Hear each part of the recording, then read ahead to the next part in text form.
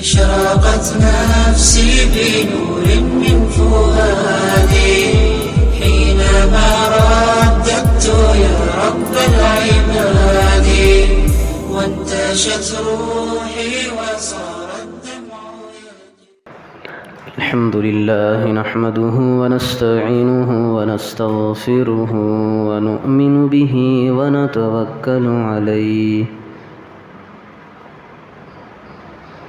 ونعوذ بالله من شرور أنفسنا ومن سيئات أعمالنا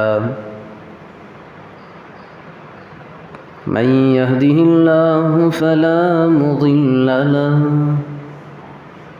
ومن يضلله فلا هادي له ونشهد أن لا إله إلا الله وحده لا شريك له ونشهد أن سيدنا وسندنا ونبينا وحبيبنا ومولانا محمدا عبده ورسوله أما بعد فقد قال الله تبارك وتعالى في كلامه المجيد والفرقان الحميد بعد أعوذ بالله من الشيطان الرجيم بسم الله الرحمن الرحيم وما أرسلناك إلا رحمة للعالمين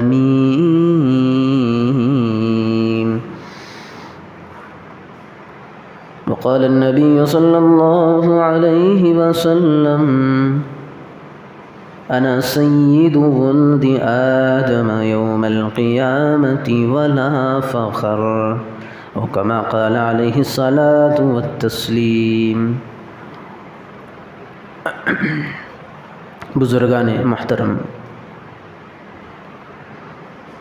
عزیزو، دینی بھائیوں،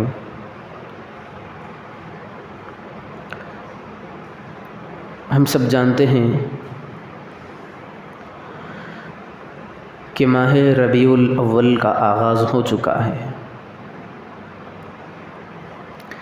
اسلامی مہینوں کے اعتبار سے اگر دیکھا جائے تو ہر مہینے کے اندر کچھ نہ کچھ فضیلتیں ہوا کرتی ہیں۔ سب سے زیادہ فضیلت تو رمضان کو ملی ہے، کیونکہ خود اللہ نے کہا ہے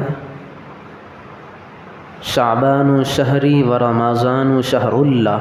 اللہ کے نبی کی تعلیم ہے شعبان تو مہینہ میرا ہے، لیکن رمضان کا جو مہینہ ہے وہ رب ذوالجلال کا مہینہ ہے۔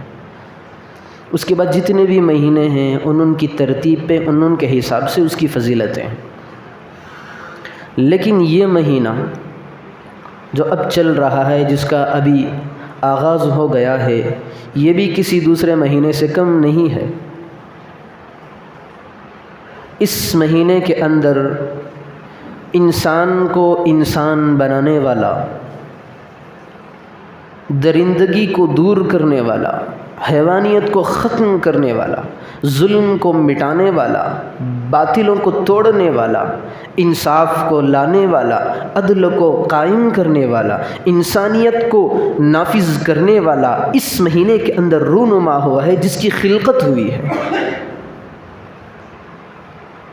میرے اور آپ کے آقا جناب محمد رسول اللہ صلی اللہ علیہ وسلم کو رب ذوالجلال نے دنیا میں بھیجنے کے لیے اس مہینے کا انتخاب کیا ہے، تو سمجھے کہ اس مہینے کے بابرکت ہونے میں کسی کو کیا شک ہو سکتا ہے۔ اور ہم دیکھتے ہیں کہ جب بھی ربیع الاول کا مہینہ شروع ہوتا ہے تو رسول کی تاریخ میں اختلاف یا رسول کے جانے وفات پر اختلاف ہوتا ہے۔ کبھی بھی آپ حضرات کے سامنے موقع نہیں ہوا کہ سیرت پر مکمل روشنی ڈالی جائے، چونکہ عموماً ربیع الاول میں سیرت رسول صلی اللہ علیہ وسلم پر، سیرت پر، آپ کے کردار پر، آپ کے اخلاق پر، آپ کے معاشرت پر، آپ کے عبادات پر، آپ کی طرز زندگی پر روشنی ڈالی جاتی ہے، امت کو سمجھایا جاتا ہے۔ لیکن مجھے کبھی موقع نہیں ملا تو میں نے سوچا کہ یہ جو ربیع الاول کا مہینہ ہے، اس مہینے میں مکمل مہینے کے اندر ہر جمعے کو رسول اللہ کے کیریکٹر کو عنوان بناؤں، رسول کی سیرت کو بناؤں، رسول کے طرز زندگی کو عنوان بنا کر لوگوں کے سامنے پیش کروں۔ تو رسول کے مقام و مرتبے کو جاننے سے پہلے جب رسول کا تذکرہ چھڑ گیا ہے، تاریخ چھڑ گئی ہے، تو ایک تاریخ پر 1-2 منٹ کے لیے میں بات کرنا چاہتا ہوں کہ ہر سال جب بھی ربیع الاول کا مہینہ شروع ہوتا ہے تو سب سے پہلے یہ آوازیں لگائی جاتی ہیں کہ 12 ربیع الاول کے مہینے میں اللہ کے رسول دنیا میں پیدا ہوئے۔ کبھی کسی کا اختلاف ہے، کبھی کسی بات پر کسی آدمی کا اختلاف ہے، فلاں کا اختلاف ہے۔ یہ تو چھوڑے ولادت کو، لیکن کتابوں میں یوں بھی ملتا ہے کہ رسول جب دنیا سے گئے وہ بھی 12 ربیع الاول تھی، جب آئے تو 12 ربیع الاول، گئے تو 12 ربیع الاول۔ تو اس بات میں کلیئر کرنا چاہتا ہوں کہ رسول اللہ صلی اللہ علیہ وسلم کی جو دنیا میں آنے کی تاریخ ہے، اس میں کسی بھی کتاب میں صحیح سند کے ساتھ معلوم نہیں ہے آج تک کہ نبی کی صحیح تاریخ کون سی ہے۔ کتابوں میں لکھا ہے کہ نبی جس دن پیدا ہوئے، وقت تو طے ہے، وقت سبھی نے ایک لکھا ہے کہ سحر کا وقت تھا، سورج کی جو شعاعیں ہوتی ہیں اسی وقت میں اللہ کے رسول صلی اللہ علیہ وسلم بھی دنیا کے اندر پیدا ہوئے۔ کسی نے لکھا کہ 2 محرم کو، 2 ربیع الاول کو رسول اللہ کا دنیا میں آنے کا موقع ہوا، کسی نے کہا 12 ربیع الاول، کسی نے کہا 15 ربیع الاول۔ صحیح بات تو یہ ہے کیونکہ زمانے جاہلیت کے اندر ہر چیز کو محفوظ کرنے کی کسی کے اندر صلاحیت نہیں تھی۔ یہ بعد میں آنے والوں نے رسول کے کردار کو، رسول کی تاریخ کو نوٹ کیا ہے۔ جو پہلے ملتا وہ بھی یہ تاریخ لکھ دیتے۔ اگر کسی آدمی کو معلوم ہوتا کہ رسول اللہ 12 ربیع الاول کو دنیا میں آئے تو یہ آدمی کتاب لکھتا، 12 ربیع الاول لکھ دیتا۔ کوئی آدمی کو معلوم ہوا کہ اللہ کے رسول 15 ربیع الاول کو آئے تو یہ بندہ کتاب لکھتا تو 15 ربیع الاول لکھ دیتا۔ کسی نے دیکھا کہ 2 ربیع الاول کو رسول اللہ صلی اللہ علیہ وسلم دنیا میں آئے تو بندہ جب یہ کتاب لکھتا تو 2 ربیع الاول لکھ دیتا۔ تو اس میں ایک کلیئر بات یہ ہے کہ رسول اللہ صلی اللہ علیہ وسلم جب دنیا میں آئے تو مہینہ ربیع الاول کا تھا، لیکن تاریخ اس کا کسی کو علم نہیں ہے۔ صحیح جو تاریخ ہے، جب رسول اللہ کا دنیا سے جانے کا وقت آیا، اس میں بھی اختلاف ہے۔ اس کے اندر بھی مؤرخین نے لکھا ہے کہ صحیح سند کے ساتھ صحیح تاریخ کسی کو معلوم نہیں۔ یہ تو اللہ کی حکمت ہے۔ ہمارے زمانے ہی کو دیکھ لیں، 12 ربیع الاول جب مان رہی کہ رسول اللہ کے پیدا ہونے کا دن ہے، کتنے بدعات، کتنے خرافات ہیں، منکرات کتنے ہیں۔ تو اللہ کے رسول صلی اللہ علیہ وسلم کی نہ آنے کی تاریخ صحیح کسی کو معلوم ہے اور نہ ہی جانے کی تاریخ صحیح معلوم ہے۔ چونکہ جب تاریخ کی بات آئی تو یہ بات بتا دیا کہ نہ اللہ کے رسول کے دنیا سے آنے کی صحیح تاریخ معلوم ہے اور نہ جانے کی صحیح تاریخ کسی کو معلوم نہیں۔ میں ایک سنا ہوں تو میں آپ کو بیان کر دیتا ہوں، کوئی سنا ہے تو وہ بیان کر دیتا ہے، لیکن صحیح تاریخ معلوم نہیں۔ تو چلیں اب اللہ کے رسول صلی اللہ علیہ وسلم کی زندگی کا نمونہ سننے چلتے ہیں۔ سب سے پہلے آپ کو یہ بھی بتا دوں، رسول اللہ صلی اللہ علیہ وسلم کی حیثیت اتنی بڑی ہے، کردار نرالا ہے۔ رسول اللہ صلی اللہ علیہ وسلم کی زندگی بڑی نرالی ہے۔ ایک دنیا کا چھوٹی سی بات ہے، آدمی اگر کسی بات کو لینا چاہتا ہے تو سب سے پہلے اس کا مقام دیکھتا ہے۔ ایک آدمی شراب پی رہا ہے، میں سے کوئی جا کر پوچھوں کہ بھائی اس کے بارے میں بتا دے، شرابی تو صحیح کہتا ہے لیکن میرا دل مطمئن نہیں ہوتا، کیونکہ شرابی ہے، گھٹیا ہے، رذیل ہے، ذلیل ہے۔ ہاں اگر وہی بات اگر ڈاکٹر بتائے تو ہم آنکھ بند کر کے تسلیم کرتے ہیں۔ تو پتہ چلتا ہے کہ کسی بات کو لینے کے لیے اس کے مقام کو جاننا بھی ضروری ہے۔ چونکہ رسول کی سیرت اب بیان کی جا رہی ہے تو اس سے پہلے ہم سیرت کو اٹھائیں، بعد میں پہلے رسول اللہ صلی اللہ علیہ وسلم کے مقام کو جانیں کہ میرے آقا کا اس دنیا کے اندر اللہ نے مقام کیسا عطا کیا ہے، پھر دنیا کو چھوڑے آخرت کو لائیں، آخرت میرے رب ذوالجلال نے میرے آقا کا مرتبہ کس انداز سے بنایا ہے۔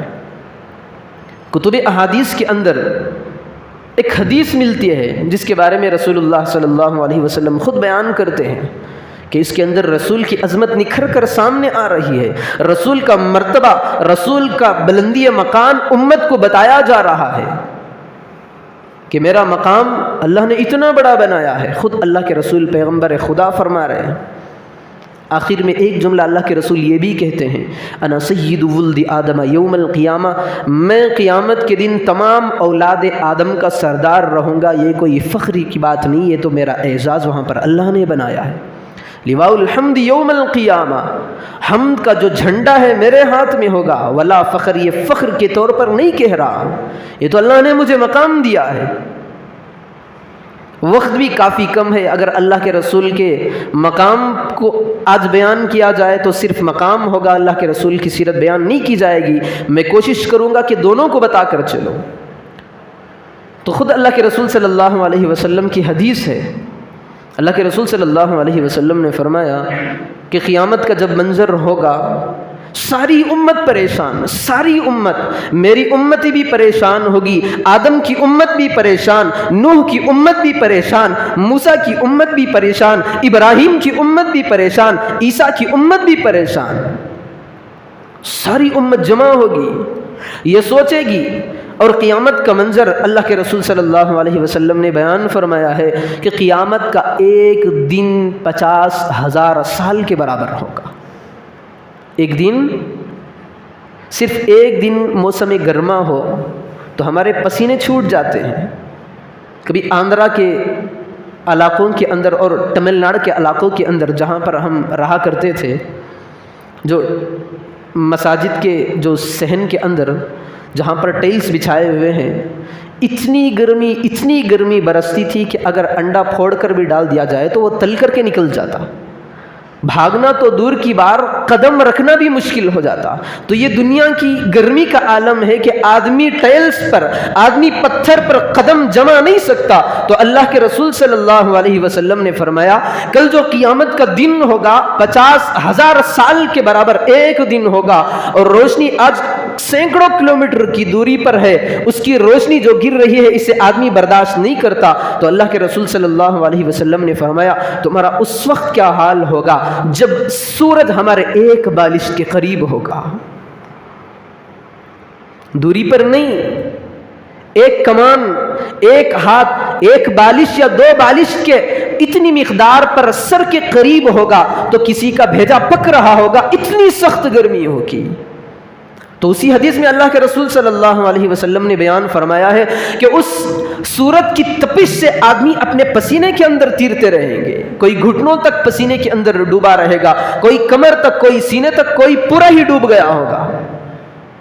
تو اللہ کے رسول صلی اللہ علیہ وسلم نے فرمایا وہ دن کسی عذاب سے کم نہیں ہے، سارے لوگ جمع رہیں گے، حساب اللہ لینے کے لیے تیار نہیں ہے۔ ابھی وہ منظر ہے، قیامت کا میدان ہے، سورج کی گرمی ہے، سب کچھ برداشت کرنا پڑے گا، لیکن اللہ رب ذوالجلال حساب لینے کے لیے تیار نہیں ہوگا۔ امت یہ کہہ رہی ہوگی یا اللہ ہمیں جہنم میں بھیج دے، ہم جہنم کے عذاب کو تو برداشت کر لیں گے، یہ ہم سے برداشت نہیں ہو پا رہا ہے۔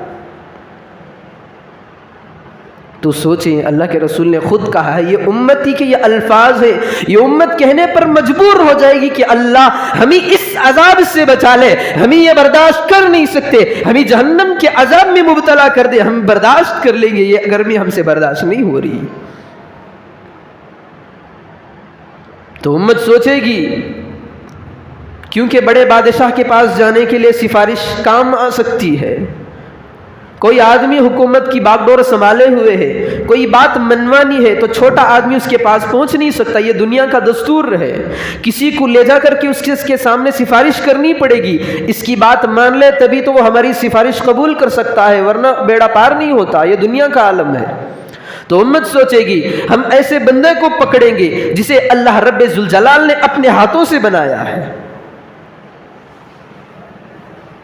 اللہ رب ذوالجلال نے حضرت آدم علیہ السلام کا خمیر اپنے ہاتھوں سے تیار کیا ہے.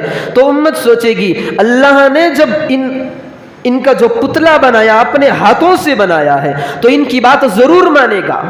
ساری امت اکٹھے ہوگی، حضرت آدم کے پاس جائے گی، کہے گی ابو البشر آپ تو ہمارے باپ ہو، آپ تو تمام انبیاء کے بھی باپ ہو. یہ گرمی، یہ تپش، یہ سختی، یہ عذاب ہمیں جہنم کے عذاب سے بڑا لگ رہا ہے. جا کر کے صرف اللہ سے اتنی گزارش کر دے، اتنی گزارش کر دیں کہ اللہ اس امت کے حساب کو لینا شروع کر دے. گزارش بھی کیا ہے؟ یہ نہیں کر رہی گزارش کہ یہ سورج کو ہٹا دیں، گرمی کی تپش کو ہٹا دیں، یہ گزارش نہیں کرے گی امت صرف اتنی ریکویسٹ کرے گی حضرت آدم سے، آپ جا کر کے اللہ سے یہ منوائے کہ حساب لینا شروع کر دیں، ہم یہاں کھڑے ہونے کے لیے تیار نہیں. تو سوچیں کس قدر سختی ہوگی، کیسا عذاب ہوگا. ابھی حساب کتاب شروع ہونے سے پہلے کا یہ عالم ہے. ساری امت جائے گی حضرت آدم علیہ نبینا علیہ السلام کے پاس. حضرت آدم علیہ السلام کا امت کے سامنے سامنا ہوگا تو حضرت آدم علیہ السلام کہیں گے میرے اندر اتنی سخت نہیں ہے کہ میرے رب ذوالجلال کے سامنے جا کر کے کھڑا ہو جا. اللہ نے مجھے جنت کے اندر پال رہا تھا، قسم قسم کے میووں کو کھلا رہا تھا، عمدہ لذیذ کھانے کھلا رہا تھا، پہننے کے لیے عمدہ لباس دے رہا تھا، لیکن اللہ نے کہا تھا آدم اس درخت کے قریب نہ جانا، اگر تم اس درخت کے پاس جاؤ گے وہاں کا کوئی پھل کھا لو گے تو یاد رکھنا میں تمہیں راندہ درگاہ کر دوں گا، تمہیں اٹھا کر کے جنت سے دنیا کے اندر پھینک دوں گا. حضرت آدم کہتے ہیں کہ میں شیطان کے بہکاوے میں آ کر جنت کا پھل کھا لیا، اللہ تبارک و تعالیٰ نے مجھے جنت سے نکال کر کے دنیا میں بھیج دیا. آج مجھے اسی بات کا ڈر ہے کہ کہیں اللہ تبارک و تعالیٰ میرے گریبان نہ پکڑ لے، کہیں اللہ میرا گریبان نہ پکڑ لے کہ آدم تو اس کا حساب دے، تو نے جنت کا پھل کیسے کھایا تھا. تو میں آپ کی سفارش نہیں کر سکتا، جائیں آپ نوح کے پاس جائیں.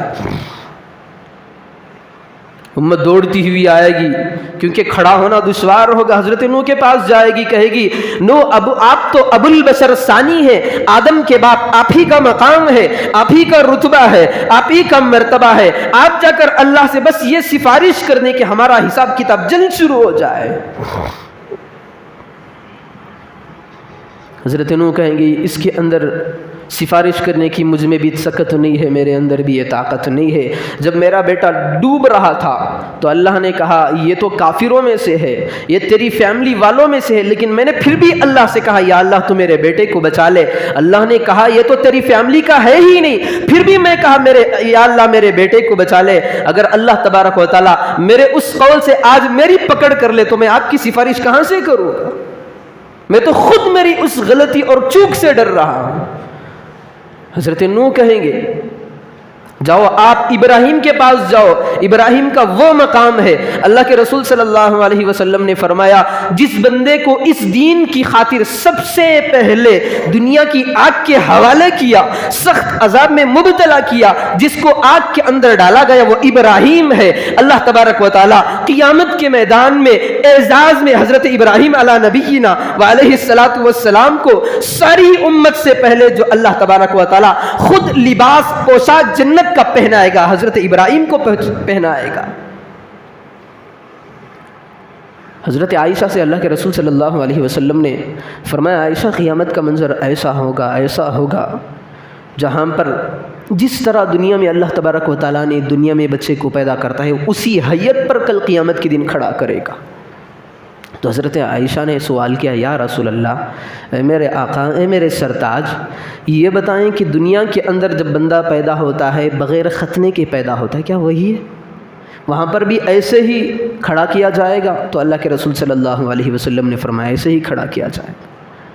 حضرت عائشہ نے پوچھا یا حبیب اللہ، دنیا میں جب بندہ آتا ہے تو بغیر کپڑوں کے آتا ہے، قیامت میں کیا ایسا ہی کھڑا کیا جائے گا؟ تو اللہ کے رسول صلی اللہ علیہ وسلم نے فرمایا ایسا ہی ننگے بدن کھڑا کیا جائے گا. پھر حضرت عائشہ نے آگے بڑھ کر سوال کیا، یا رسول اللہ تبھی تو شرم کے مارے ہمارا حال کیسا ہوگا؟ دنیا میں ہم سطر کی حفاظت کرتے رہے، اپنے جسموں پر لباس ڈھانکتے رہے، تو قیامت کے میدان میں آدم کی امتی ہوگی، سب سے آخر میں آپ کی بھی امتی ہوگی، ہم کھڑے کیسے ہوں گے؟ ایک دوسرے کے سطر کو دیکھتا رہے گا، حال کیسا ہوگا؟ حضرت عائشہ سے اللہ کے رسول صلی اللہ علیہ وسلم نے فرمایا، عائشہ تم تو اس سوچ میں پڑی ہو، وہاں کا منظر اس قدر سخت ہوگا، اس قدر بھیانک ہوگا، وہاں کی ہولناکی اس قدر سخت ترین ہوگی کہ ایک کا سطر دوسرے کو دیکھنے کی نوبت تک نہیں آئے گی، ساروں کو اپنی پڑی ہوگی۔ عیسیٰ کہتا رہے گا، یا اللہ آج تو میرا بیڑا پار کر دے، میں مریم کے بارے میں سوال نہیں کرتا۔ جس ماں نے بچے کو جنم دیا ہے، خود وہ بیٹا اپنی ماں کے بارے میں نہیں پوچھے گا، یا اللہ میں مریم کے بارے میں تجھے کوئی نہیں پوچھتا، مریم اس کے اعمال جانے، تو جانے، مجھے میرا بیڑا پار کر دے، یہی میرے لیے کافی ہے۔ حضرت عیسیٰ جس کو اللہ تبارک و تعالیٰ نے، جن کو روح اللہ بنایا، ان کا یہ جملہ حدیث میں موجود ہے، وہ کہیں گے میرے مریم کے بارے میں سفارش نہیں کرتا، میرا بیڑا پار کر دے، بس یہی کافی ہے۔ تو اس قدر بھیانک منظر ہوگا۔ تو میں یہ بتا رہا تھا، حضرت ابراہیم علیہ السلام کو دین کی خاطر سب سے پہلے دہتی ہوئی آگ میں ڈالا گیا، اس کے اعزاز میں اللہ تبارک و تعالیٰ قیمتی جنت والا پوشاک سب سے پہلے حضرت ابراہیم کو پہنائے گا۔ تو امت جائے گی حضرت ابراہیم کے پاس، آپ تو خلیل اللہ ہیں، اللہ نے آپ کو خلیل بنایا ہے، دوست بنا ہے، ہماری سفارش کر دے۔ سفارش جنت میں جانے کی نہیں ہے، جہنم سے بچنے کی نہیں ہے، صرف یہ کہہ دیں کہ ہمارا حساب کتاب شروع ہو جائے، ہم یہ ذلت برداشت نہیں کرتے۔ حضرت ابراہیم کہیں گے، قوم میرے پاس ایک مرتبہ آئی تھی تو میں نے کہا تھا، یہ الفاظ قرآن میں بھی نوٹ ہیں، حضرت ابراہیم کا جملہ تھا، انی سقیم، میں تمہارے ساتھ نہیں آ سکتا، میں بیمار ہوں، حالانکہ میں بیمار نہیں تھا۔ مطلب حضرت ابراہیم کا یہ تھا کہ میں دلی امراض کا بیمار ہوں۔ مختلف توجیہیں بیان کی گئی ہیں، توجیہیں اس کی تفاسیر الگ ہیں، کبھی وقت ملا تو اس عنوان پر بات کی جائے گی، لیکن یہ بتانا مقصود نہیں ہے۔ تو حضرت ابراہیم کہیں گے، آج بھی اللہ میری چاہے تو پکڑ کر سکتا ہے، میں آپ کی سفارش کر نہیں سکتا۔ تو حضرت ابراہیم رائے دیں گے کہ جاؤ موسیٰ کے پاس، یہ تمہاری سفارش کر سکیں گی۔ قوم بھاگی بھاگی موسیٰ کے پاس جائے گی، کہے گی آپ تو کلیم اللہ ہیں، آپ کو سب سے پہلا شرف حاصل ہوا ہے کوہ طور پر اللہ سے کلام کرنے کا، آپ ہماری سفارش کر دیں۔ تو حضرت موسیٰ کہیں گے میرے اندر بھی یہ طاقت نہیں ہے، میرے اندر بھی یہ سکت نہیں ہے، کیونکہ قرآن میں اللہ تبارک و تعالیٰ نے سورہ قصص کے اندر بیان فرمایا ہے، فَوَكَزَهُ مُوسَىٰ فَقَضَىٰ عَلَيْهِ، موسیٰ کے اندر اتنا جلال تھا۔ ایک مرتبہ حضرت موسیٰ علیہ السلام کا ایک آدمی جا رہا تھا، فرعون کے ایک آدمی نے پکڑ کر ستانا شروع کر دیا۔ اب وہ بھاگتا ہوا موسیٰ علیہ السلام کو ماننے والا بھاگتا ہوا حضرت موسیٰ کے پاس آیا، موسیٰ مجھے بچا لے، یہ مجھے مار رہا ہے۔ حضرت موسیٰ علیہ السلام نے اس کو پکڑا، ایک مکہ اس کے مارا، اسی وقت وہ فوت ہو گیا۔ اس قدر حضرت موسیٰ کے پاس جلال تھا۔ قرآن میں حضرت موسیٰ کی اس حالت کو بیان کیا ہے، فَوَكَزَهُ مُوسَىٰ فَقَضَىٰ عَلَيْهِ، موسیٰ نے ایک مکہ اس کے رسید کیا تو اس کا کام تمام ہو گئے، وہ دنیا کو چھوڑ کر کے چلا گیا۔ اس قدر جلال تھا۔ بخاری شریف کے اندر روایت ملتی ہے، جب حضرت موسیٰ علیہ السلام کو فرشتے نے انسانی شکل میں آ کر جان نکالنا چاہا تو اتنا جلال تھا، اتنا جلال تھا، حضرت موسیٰ علیہ السلام نے اسرائیل کے آنکھ پر ایک مکے کو رسید کیا، گویا آنکھ نکل گئی، اللہ کو وہ آنکھ لگانی پڑی، اس قدر جلال تھا۔ تو حضرت موسیٰ کہیں گے میں یہ کام نہیں کر سکتا، میں نے میرے قبیلے کے لوگ کو میں نے مار دیا، وہ دنیا کے اندر اس کا انتقال ہو گیا، اگر اللہ آج پکڑ لے تو اللہ کی پکڑ سے کوئی بچ نہیں سکتا۔ جاؤ عیسیٰ کے پاس، حضرت عیسیٰ آئیں گے، ان کے پاس امتی دوڑی ہوئی چلی جائے گی، جا کر کے پوچھے گی عیسیٰ آپ تو روح اللہ ہیں، اللہ نے آپ کو بغیر باپ کے پیدا کیا ہے، آج ہماری سفارش کر دیں، بیڑا پار کرا دیں۔ حضرت عیسیٰ علیہ السلام کہیں گے میرے دنیا سے جانے کے بعد دنیا کے لوگوں نے مجھے بھی خدا مانا ہے، اگر اللہ مجھے پکڑ کر لے تو میں کیا جواب دوں؟ تو حضرت عیسیٰ علیہ السلام کہیں گے آپ کی سفارش کرنے والی صرف ایک ہی ہستی ہے، آپ کو اس عذاب سے بچانے والی ایک ہی ہستی ہے، اس سخت ترین ماحول سے نکالنے والی ایک ہی ہستی ہے۔ میں گارنٹی کے ساتھ کہتا ہوں، جاؤ محمد الرسول اللہ کے پاس، تمہارا بیڑا یہاں سے آسان ہو جائے گا۔ اب امتی بھاگی بھاگی جائے گی، جا کر کے رسول اللہ صلی اللہ علیہ وسلم کے پاس کہے گی، یا رسول اللہ، آپ تو خاتم النبیین والمرسلین ہیں، امام الانبیاء ہیں، آپ دنیا میں بھی امام رہے، آخرت میں بھی امام رہیں گے، آپ لوگوں کے بھی امام رہے اور انبیاء کے بھی امام رہے۔ انبیاء کے امام، ایک تو قرآن میں اللہ تبارک و تعالیٰ نے میرے رسول کی شان میں یہ کہا ہے، وَإِذْ أَخَذَ اللَّهُ مِيثَاقَ النَّبِيِّينَ لَمَا آتَيْتُكُم مِّن كِتَابٍ وَحِكْمَةٍ ثُمَّ جَاءَكُمْ رَسُولٌ مُّصَدِّقٌ لِّمَا مَعَكُمْ لَتُؤْمِنُنَّ بِهِ وَلَتَنصُرُنَّهُ قَالَ أَأَقْرَرْتُمْ وَأَخَذْتُمْ عَلَىٰ ذَٰلِكُمْ إِصْرِي قَالُوا أَقْرَرْنَا يَا اللَّهُ۔ اللہ نے قرآن کریم میں ہمارے آقا کی عظمت کو یوں بیان کیا ہے، ہر نبی کو، جس نبی کو بھی اللہ تبارک و تعالیٰ نے بھیجا، سب سے پہلے یہ بھیجا کہ میں آخر میں خاتم النبیین والمرسلین کو بھیجنے والا ہوں۔ اگر کسی کے دور میں انبیاء سے اللہ کہہ رہا ہے، اگر کسی کے دور میں میرا آخری نبی آ جائے تو تم سب کو ان کی پیروی کرنی پڑے گی، اپنا منصب چھوڑنا پڑے گا۔ تو کیا تم اس بات کو اقرار کرو گے، اس بات کو مانو گے؟ قرآن کہتا ہے انبیاء نے کہا، قالوا اقررنا واخذنا، یا اللہ ہم اس کو مانتے ہیں، ہم اپنے منصب کو چھوڑ دیں گے، تیرے نبی کی طاعت کریں گے، تیرے نبی کی پیروی کریں گے۔ یہ مقام اللہ نے قرآن کے اندر بتایا ہے کہ تمام انبیاء بھی اگر موجود ہوتے ہوئے میرے نبی دنیا میں آ جاتے تو تمام انبیاء میرے نبی کی امتی بن جاتے۔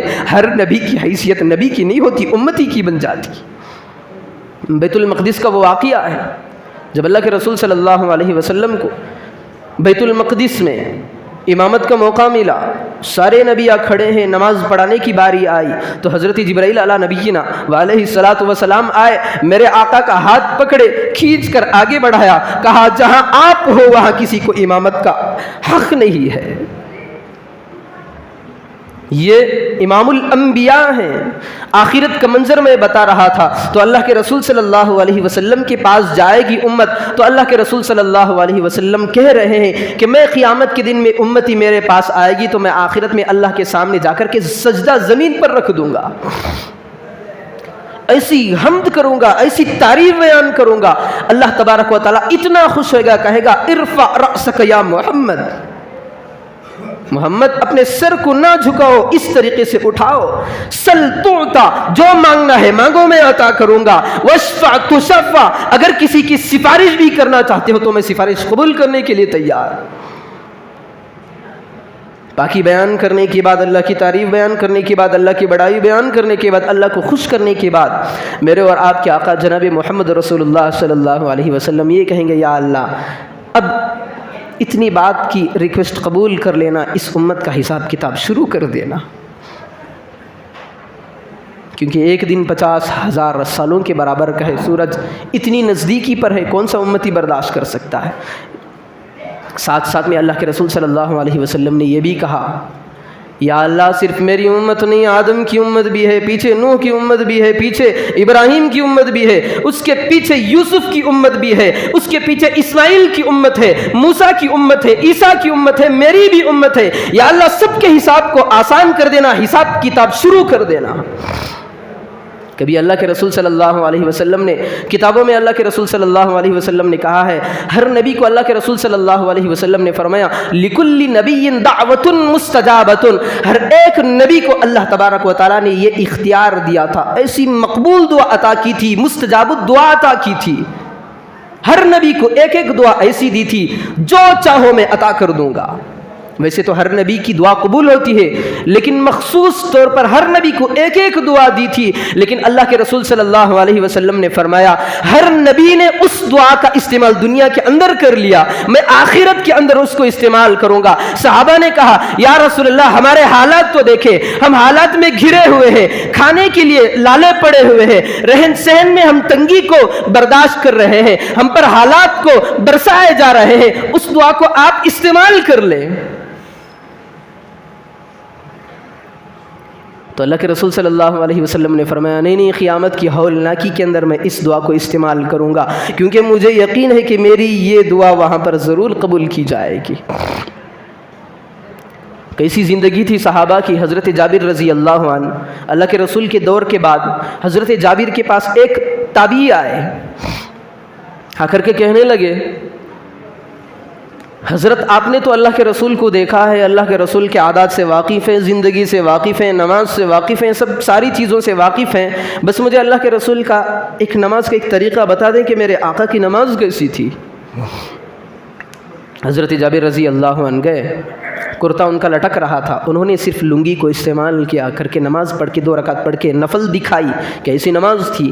وہ تابعی تھے، انہوں نے کہا حضرت یہ طریقہ کیا ہے، کرتا آپ کا لٹک رہا ہے، آپ نے لنگی کے اندر نماز پڑھ کے بتائی.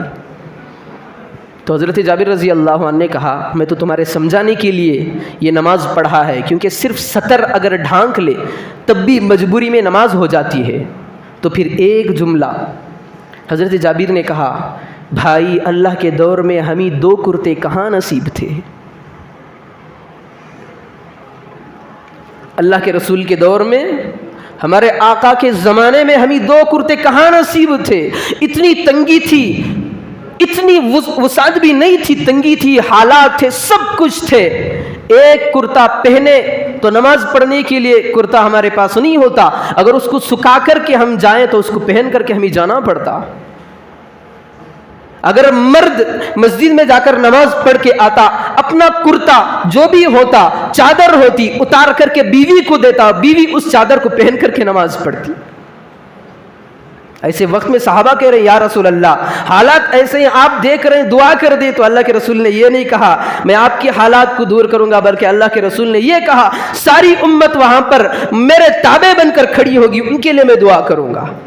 آپ نے یہ دعا وہاں پر جو دعا کی ہے وہ یہ دعا نہیں کی ہے یا اللہ میرے فیملی والوں کو کا بیڑا پار کر دے، یا اللہ میرا بیڑا پار کر دے، یا اللہ میری امت کا بیڑا پار کر دے. اپنی ذات کے بارے میں نہیں کہا، کہا یا اللہ میرا بیڑا پار کر، یا میری آل و اولاد کا بیڑا پار کر دے، میری امت کا بیڑا پار کر دے، لیکن سارے نبیوں کی امتیوں کا بھی بیڑا آج کے دن پار کر دے. سنت کی جب باری آتی ہے تو ہم دیکھتے ہیں کہ یہ نبی جو لینے کی باری آتی ہے جس کو ہم کرتے ہیں تو اس وقت کہتے ہیں یہ نبی کی سنت ہے. دوسری بھی اللہ کے نبی کی سنتیں ہیں. اللہ کے رسول صلی اللہ علیہ وسلم نے کبھی دعا میں اپنی ذات کے لیے تنہا دعا نہیں مانگی، مانگی تو امت کے لیے مانگی. آج کون سا مائی کا لال ہے اس دور کے اندر؟ میں اولیاء اللہ کی بات نہیں کر رہا، بڑوں کی بات نہیں کر رہا. ہم میں سے بتائے آج ہمیں دعا یاد آتی ہے تو حالات میں گھرے ہوئے ہوتے، آج ہمیں ہماری دعا یاد آتی ہے. اگر مالی حالات سے دو چار ہے تو ہم اللہ کے سامنے جا کر کے گڑ گڑاتے ہیں. اگر بیوی بچے بیماری کے اندر مبتلا ہے تو اللہ کے سامنے ہاتھ اٹھا کر کے پھیلاتے ہیں یا اللہ میرے بیوی بچوں کی بیماری کو دور کر دے، کھانے کے لالے پڑ گئے دور کر دے. کبھی ہم نے تہجد میں اٹھ کر کے یہ مانگا ہے یا اللہ میرے نبی نے اس امت کی خاطر 2 آنسوؤں کے قطروں کو جڑائے تھے، میں کم از کم رونے کی صورت بھی بنا لوں. کبھی ہم نے سوچا ہے؟ سنتیں تو بہت ہیں، جس سنت پر عمل کرنے کی باری آتی ہے تو کہتے ہیں کہ یہ سنت ہے. میرے بھائیوں امتی کی خاطر رونا یہ بھی میرے آقا کی سنت ہے، اہم ترین سنت ہے. وقت کافی ہو چکا ہے، ابھی رسول اللہ کی سیرت پر قدم بھی ہم نے نہیں رکھا، یہ تو رسول اللہ کا مرتبہ بیان ہو رہا تھا. تو الغرض اتنا بڑا مقام اللہ کے رسول صلی اللہ علیہ وسلم کا ہے. قرآن اٹھا کر کے دیکھیں میرے آقا کا مرتبہ کیا تھا. حضرت عیسیٰ کی باری آتی ہے تو اللہ نے کہا یا عیسیٰ. ادریس کی باری آتی ہے تو اللہ نے کہا ادریس. ذوالکفل کی باری آتی ہے تو اللہ نے کہا ذوالکفل. موسیٰ کی باری آئی تو موسیٰ کہا، عیسیٰ کی باری آئی تو عیسیٰ کہا، نوح کی باری آئی تو نوح کہا، ابراہیم کی باری آئی تو ابراہیم کہا، آدم کی باری آئی تو آدم کہا. لیکن میرے آقا کی جب باری آئی تو اللہ تبارک و تعالیٰ نے محبت بھرے لہجے میں کہا یا ایھا النبی، یا ایھا الرسول کہا، یا ایھا المزمل کہا، یا ایھا المدثر کہا، والضحیٰ کہا، والقمر کہا. کبھی بھی اللہ تبارک و تعالیٰ نے پورے کلام مجید میں یا محمد کہہ کر کے نہیں پکارا. اللہ کے رسول کے دور میں سورہ حجرات کی شروع کی آیتوں کے اندر اللہ تبارک و تعالیٰ میرے آقا کے مرتبے کو بیان کر رہا ہے. کچھ لوگ آ کر کے اللہ کے رسول صلی اللہ علیہ وسلم کے نام سے پکارنے لگے محمد، اللہ تبارک و تعالیٰ کی طرف سے ڈانٹ آئی، قرآن کی آیتوں کا نزول ہونے لگا۔ اللہ نے کہا میں رب العالمین ہو، رحمت للعالمین کو آج تک محمد کہہ کر میں نے نہیں پکارا، تم کیسے جرأت کر سکتے ہو؟ میں نے رسول کی اتنی عزت کی ہے، کبھی نام لے کر پکارا گوارا نہیں کیا۔ اگر تم نام لے کر کے پکارو گے میرے نبی کو تکلیف ہوگی تو یاد رکھنا تمہارے ایمان ہی کو تمہارے دلوں سے نکال کر کے پھینک دوں گا۔ اللہ کے رسول کی جب مقام کی باری آتی ہے تو بلندی کی باری آتی ہے تو اللہ تبارک و تعالیٰ نے عزت کے ساتھ ہمارے آقا کو کہا ہے، وہ تو نام کے ساتھ میرے رسول کو تکلیفیں دیتے رہے، آج ہم ان کی سنتوں کو چھوڑ کر کے تکلیفیں دے رہے ہو۔ وہاں پر کیا کہا اللہ نے؟ میرے نبی کو تو اگر تکلیف ہوگی تو تمہارا ایمان تمہارے دلوں کے اندر سے نکال کر کے پھینک دوں گا۔ آج ہم سنتوں کو چھوڑ کر کے رسول کو تکلیف پہنچا رہے ہو۔ کیا کوئی ہمارے ایمان کی گارنٹی دے سکتا ہے کہ ایمان مرتے دم تک اللہ ہمارا باقی رکھے گا؟ تو میرے بھائیوں، اللہ کے رسول کا مشن تھا، اتنا بڑا آدمی، اتنا بڑا عظیم المرتبت امام الانبیاء جب دنیا کے اندر آ رہا ہے تو کوئی نہ کوئی بات تھی کہ اللہ کے تبارک و تعالیٰ نے اتنے بڑے رسول کو دنیا کے اندر بھیجا تھا۔ کیوں بھیجا تھا؟ بات کو سمیٹ کر کے ختم کر رہا ہوں۔ سب سے پہلے بنیادی مقصد اللہ کے رسول صلی اللہ علیہ وسلم کا اصلاح تھا۔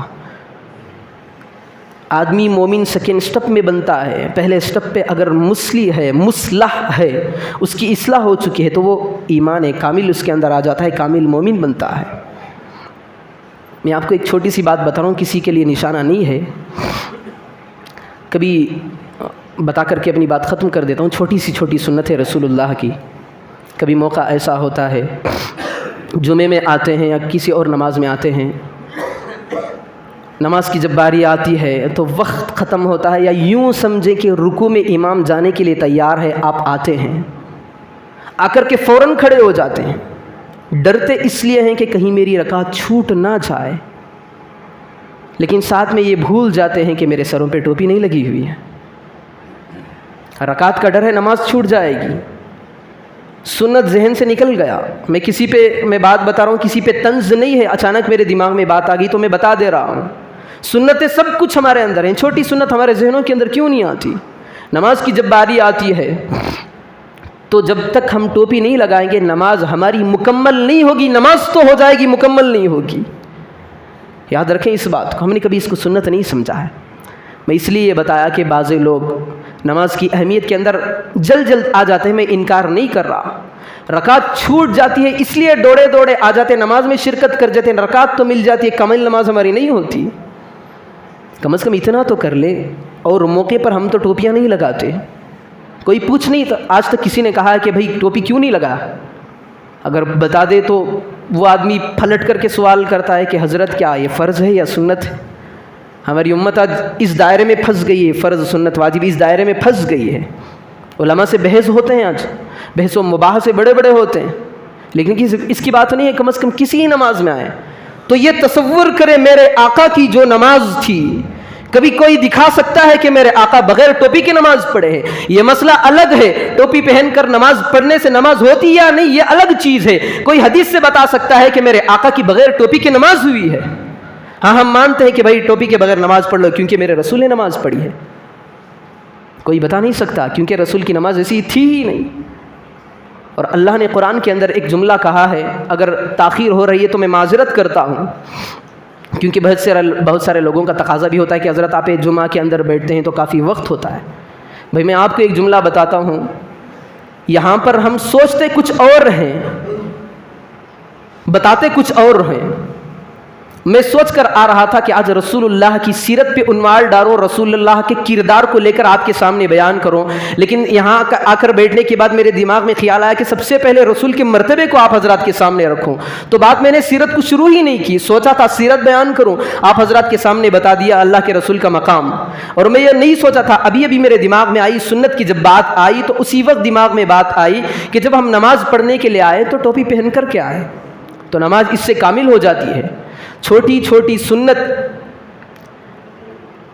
حضرت سلمان فارسی رضی اللہ عنہ، دیکھیں صحابہ کے اندر کس قدر سنت کی اہمیت تھی، کس قدر اہمیت تھی۔ اللہ کے رسول صلی اللہ علیہ وسلم نے شریعت کے اندر کوئی چیز نہیں چھوڑی، آپ جائیں پانی پینے کے لیے، سنتیں ہیں، چھوٹے چھوٹے ہمارے مکتب کے بچے روزانہ پڑھا کرتے ہیں۔ آپ جائیں استنجا خانے کے لیے، وہاں پر بھی سنتیں ہیں۔ کفار حضرت سلمان کو چھیڑنے لگے، طنز کرنے لگے، آپ کا رسول کیسا ہے؟ آپ کو تو جاتے ہیں گندگی کرنے کے لیے، گندی جگہ پہ جاتے ہیں، استنجا خانے کے لیے جاتے ہیں، وہاں پر بھی سنتیں۔ ٹھٹا کرنے لگے، مذاق اڑانے لگے۔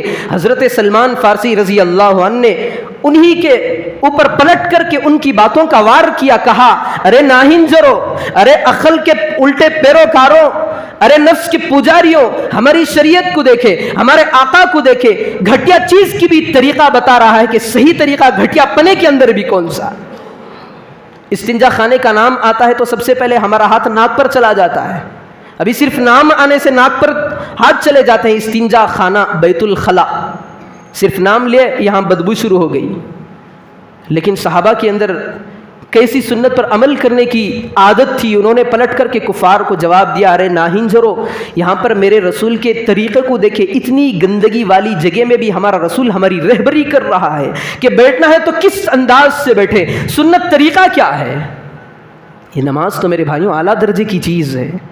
جب استنجا خانے کی سنتیں ہیں، اندر جانا کس پیر سے ہے، استنجا خانے کی سنتوں کے اندر بھی اللہ کے رسول صلی اللہ علیہ وسلم نے فرمایا کہ ٹوپی پہن کر جاؤ، کیوں دعا پڑھ کر کے جاؤ، کیوں جب بیت الخلا کے اندر آدمی قدم رکھتا ہے اپنی حاجت کو پورا کر رہا ہوتا ہے تو خبیث جنات اس کا معائنہ کر رہے ہوتے ہیں، اس کے طور کو، طریقے کو، رہن کو، صحن کو اندر دیکھ رہے ہوتے ہیں۔ اللہ کے رسول صلی اللہ علیہ وسلم نے فرمایا دعا پڑھ کر کے جاؤ، سیدھا قدم اندر رکھ کر کے جانا، ٹوپی پہن کر کے جانا، اللہ تبارک و تعالیٰ ان کی اور تمہارے آنکھوں کے درمیان آڑ کو ڈال دے گا، تمہاری حرکتوں کو یہ نہیں دیکھیں گے۔ جب استنجا خانے جانے کے لیے، گھٹیا چیز کو جانے کے لیے ٹوپیوں کا حکم ہو رہا ہے تو کیا نماز کے لیے ٹوپیوں کا حکم نہیں ہے؟ تو جو حضرات جلد آ کر کے بیٹھ جاتے ہیں، تھوڑا اطمینان اور کریں، ٹوپی پہن کر کے اندر آ جائیں۔ یہ اچھی بات ہے جلدی آنا، لیکن یہ اس سے اور اچھی چیز ہے کہ ٹوپی پہن کر کے آئیں۔ تو میں یہ بتا رہا تھا، تو اللہ کے رسول صلی اللہ علیہ وسلم جو دنیا کے اندر آئے، اللہ کے رسول کا مقصد جو تھا، سب سے بڑا مقصد اصلاح تھا۔ آج ہماری نسل بگڑی ہوئی ہے، قوم بگڑ گئی ہے، سب سے پہلے اصلاح کی ضرورت ہے۔ اور ایک بات آپ کو بتاؤں، بوڑھے لوگوں کو ہم کہیں تو ماننے کے لیے تیار ہیں، اگر نوجوان کہیں، جس قوم کے اندر نوجوانوں کی اصلاح ہو جاتی ہے، خدا کی قسم وہ قوم کامیاب ہے۔ محنت نوجوانوں پہ کرنی پڑتی ہے۔ جس قوم کا نوجوان بن جاتا ہے وہ قوم معاشرتی اعتبار سے، ہر اعتبار سے آگے ترقی کرتی جاتی ہے۔ لیکن جس قوم کے اندر خود نوجوان بے ڈھنگے پن کو اختیار کرے، اللہ کے رسول کے رہن سہن کو چھوڑ دے، ٹھکرا دے، تو پھر اس قوم کی تباہی و بربادی میں شک نہیں ہے۔ قوم یہ ترقی نہیں کرے گی، اس قوم کے اندر زوال شروع ہو جائے گا۔ سب سے پہلے قوم کے نوجوانوں پہ محنت کی ضرورت ہے۔ جب بات قوم کی اصلاح کی آئی، نوجوانوں کی آئی، تو بات ختم کر دیتا ہوں کہ کل یعنی ہفتے کے دن 1 تاریخ آنے والی ہے۔